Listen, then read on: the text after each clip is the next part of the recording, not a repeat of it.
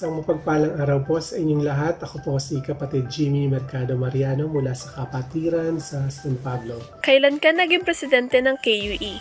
Naging presidente po ako ng KUE noong taong 2002 hanggang 2005. Ilarawan ng KUE sa 1 hanggang 3 salita. Mailalarawan ko ang KUE sa 3 salita bilang una, yung letter K. Kabahagi. Kabahagi ng Iglesia sa paglago at pananampalataya sa ating Panginoon. Ngayon din, U. Umaasa. Umaasa lamang sa kapangyarihan at biyaya ng ating Panginoon. At letter E, ehemplo or example. Ehemplo sa gawa, pananampalataya at paglilingkod. Ano ang ilan sa mga karanasan na hindi mo malilimutan mula sa KUE? Ang ilan sa karanasan ko na hindi ko malilimutan mula sa KUE kapag may mga national na gawain tulad ng Youth Camp at Christmas Conference. Andun ang suporta ng buong kapatiran at yung host church na talaga namang inaalagaan ang kabataan at binubusog kahit sa limitado lang na budget. Talagang nakikita ko na sagana yung pagkain at nandiyan ang mga kababaihan at kalalakihan na katuwang ng KUE sa buong panahon ng gawain. Ano-ano ang mga pagsubok na iyong hinarap bilang Pangulo ng KUE na humubog sa iyong pananampalataya at paglilingkod? Ang mga pagsubok na aming naranasan, hindi lang ako bilang Pangulo pero pati na rin ang buong opisyales ng KUE na humubog sa aking pananampalataya ay ang kakulangan sa pondo kapag may mga national na gawain. Pero hindi yun naging hadlang. Doon ko nakita ang kamay ng Panginoon na siyang nagpo-provide.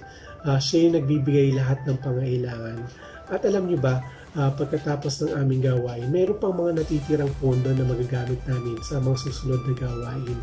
So ito yung humubog sa akin sa pagtitiwala sa ating Diyos. Ano ang pangarap mo para sa KUE?